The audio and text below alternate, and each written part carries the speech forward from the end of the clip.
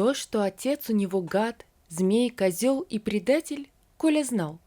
Он слышал об этом на протяжении нескольких лет раз в месяц, когда почтальонка тетя Нина со своей большой сумкой приходила к ним и, усевшись на кухне за стол, покрытый выцветшей клеенкой, отсчитывала деньги. Тогда-то мама, бабушка и тетя Нина в три голоса чехвостили Колиного отца, называя его Колю сиротинушкой, а отца этими словами. Коля помнит отца, его запах, его шершавые натруженные руки, его голос, но это спрятано глубоко-глубоко, чтобы мама с бабушкой не знали. Иначе мама начнет кричать, ругаться и плакать, а бабушка может и побить. От Коли ожидают, что он начнет ненавидеть предателя. Он старается изо всех сил, старается, чтобы не обидеть маму и заслужить поглаживание по голове от бабушки. И вот уже кажется Коле, что ненавидит он всей душой этого предателя и подлеца, Мартынова. Так его зовет мама, Мартынов. Когда мама сердится на Колю, она так и говорит на него: «Порода мартыновская». Коля не любит свою фамилию. Он хочет быть кем угодно, только не Мартыновым. Быть Мартыновым – это плохо, так думает Коля. Однажды, когда Коля перешел в 6 класс, он услышал разговор матери с бабкой. Те обсуждали предателя и подлеца козла Толика. Про отца говорят. Отрешенно подумал Колька. Пусть, плевать. И чё, прямо со своей мымрой приехал?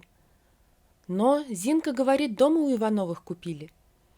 Любка, поди-кася, алименты теперь меньше будут платить. Какие тут заработки? И это же тебе не на севере. Не знаю, мам, но что ты все про деньги? Да ничего, совсем ничего. У тебя пацан вон растет, смотри какая. Из разговора матери с бабкой Коля понял, что приехал отец.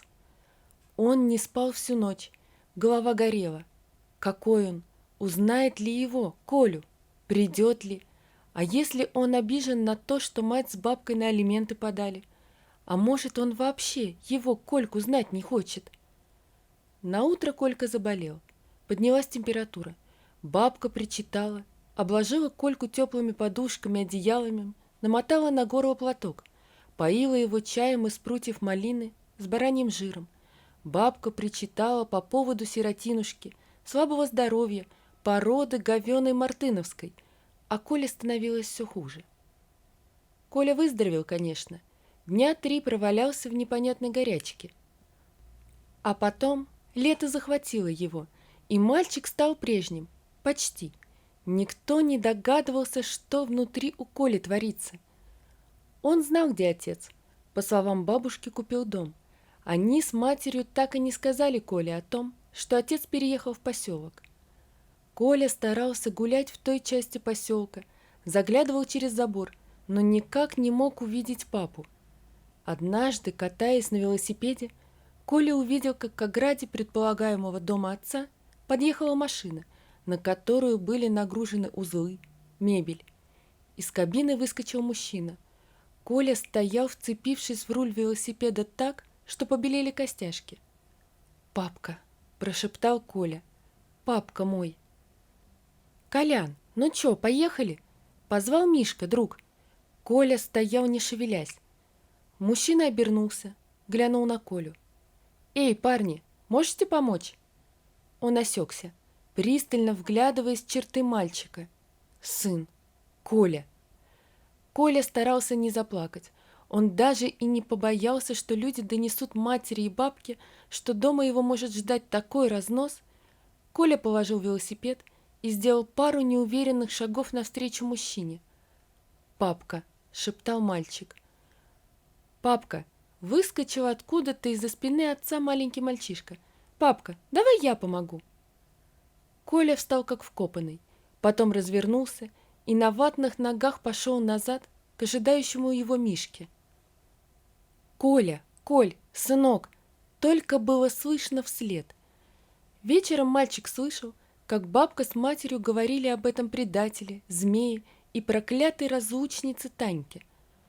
Больше Коля не ездил в ту часть поселка. Однажды отец пришел к ним домой. Бабка орала, шипела, толкала его в грудь своими сухими сморщенными кулачками, прогоняла прочь, оглядываясь на двери и окна, как бы боясь, что Коля увидит. Но Коля и так увидел, но не вышел. Зачем? У него есть новый ребенок, и, может, даже не один. 1 сентября мальчика ждал сюрприз. Новый учитель, вернее, учительница по русскому языку и литературе, Татьяна Николаевна, а также она стала их классным руководителем. Конечно, ребята переживали за свою Пелагею Петровну. Они привыкли к ней, хоть учительница и была уже старенькая, забывала слова, но дети любили ее и старались вести себя как можно тише. Коля тоже переживал.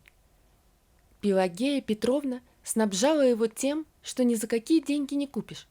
Книгами. Где только эта маленькая сухонькая старушка их брала. Коля сам лично пересмотрел все в школьной и сельских библиотеках. Там ничего не было. Ребята знали, что первая новая книга сначала достанется Мартынову. Он прочитает, а потом уже желающие. Татьяна Николаевна понравилась детям, и Коле тоже. Вела она уроки четко, ясно, интересно. Даже скучный русский язык приобрел вдруг краски. Осень пролетела незаметно.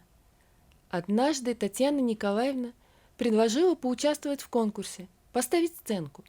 До этого ребята не принимали сильного участия в школьной жизни, но с молодой задорной учительницей у них все получилось.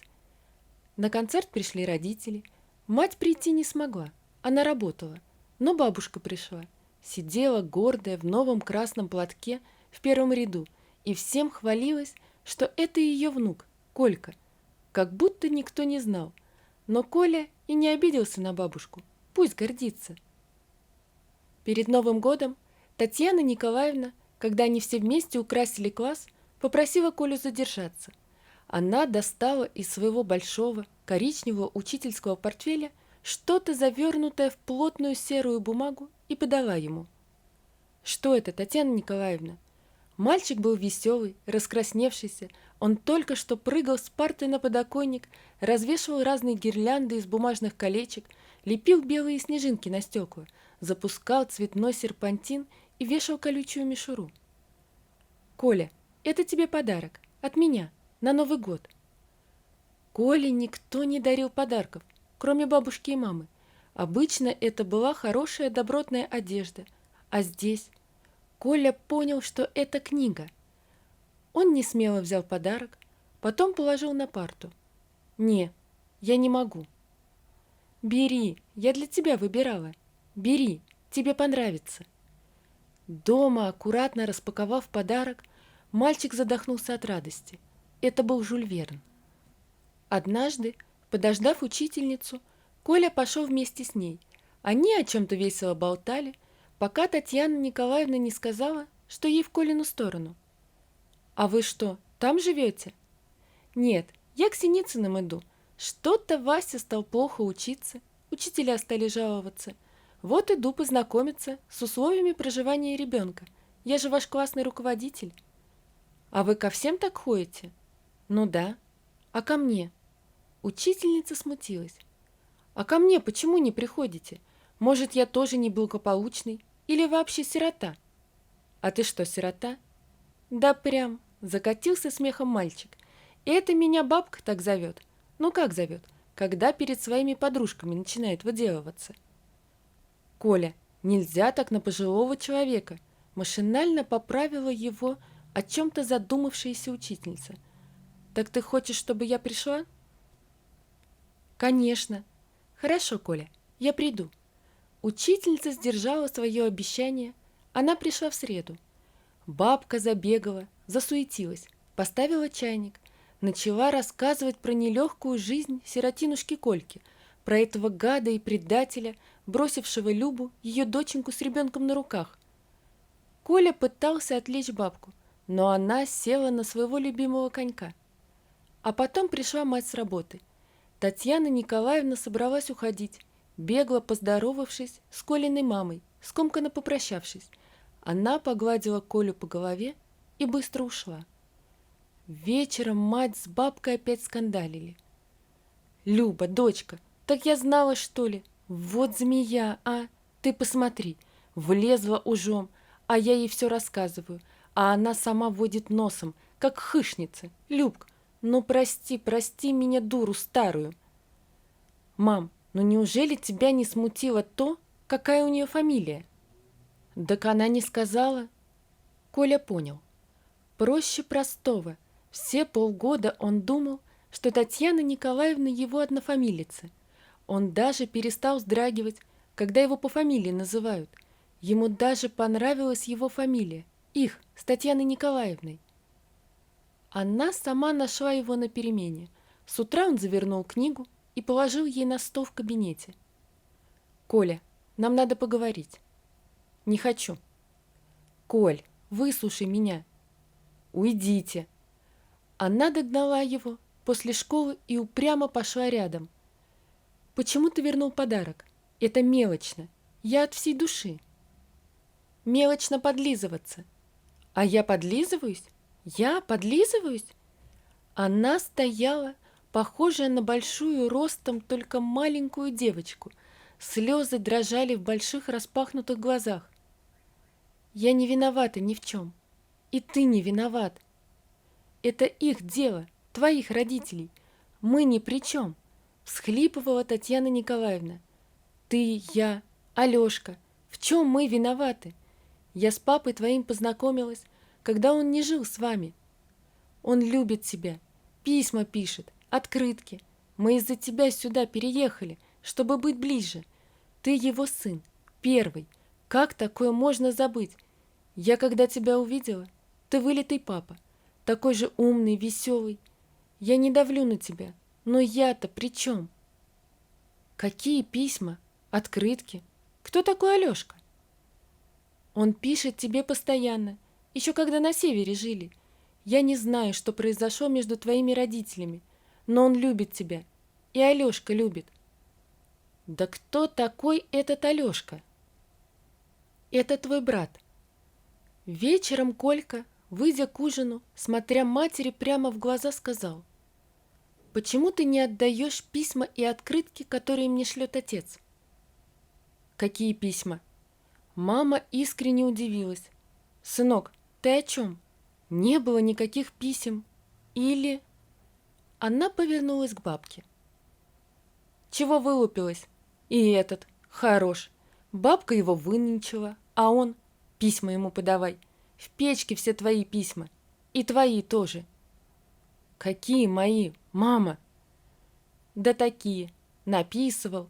Приехал на такси богатей. Я, мол, за женой и ребенком. Кукиш ему в нос сунула и прогнала поганой метлой. Ты с Колешкой как раз в больнице лежала». «Подожди, ты хочешь сказать, что все эти годы...» «Мама, ты что наделала? Как ты могла?» «А что я наделала? Что наделала?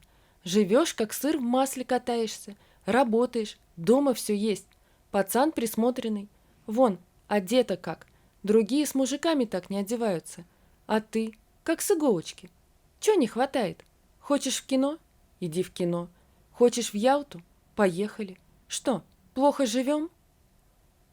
«Ты, ты же жизни меня лишила, молодости. Ты что, мама?» «Ой, гляди-кася, жизни лишила. Да я тебе подарила ее, жизнь-то. Что бы ты видела с этим? Моталась бы там по общежитиям. Или что? Гулик хочется? Не нравится, что мать в строгости тебя держит? Шляться надо, как вон они?» «Не переживай, недолго осталось. Вот подохнет мать, там живи как хочешь. Гуляй, шарохайся». Мать ушла в свою комнату и закрыла плотно дверь. Коля, посидев для виду за столом, тоже ушел в комнату. Утром бабушка не вышла к завтраку, демонстративно прошла в свою комнату, закрыв дверь. Мать с Колей попили чай с бутербродами. «Сынок, прости меня». «За что, мама?» «За все, Колюшка. Ты отца видел?» Коля отрицательно помотал головой. «А откуда про письма узнал?» «Она, Татьяна Николаевна, сказала. А еще... Мама, она сказала, что он любит меня. Отец, папа». Я не знаю, сынок. Я уже ничего не знаю. Мама, можно я к ним? Сходи, конечно, сходи. Сынок, знаешь, мать наклонилась близко к Коле. Я в кино хочу в городе сходить. Приеду на последнем автобусе. Можно? Только бабушке не говори. Конечно, можно, мам. Ты что? И они заговорчески улыбнулись и подмигнули друг другу. Выйдя из дома, разошлись по разным сторонам, потом, не договариваясь, обернулись и помахали друг другу рукой. Коля поспешил в школу с четким намерением взять назад подарок и пойти знакомиться по новой с отцом и братом, Алешкой.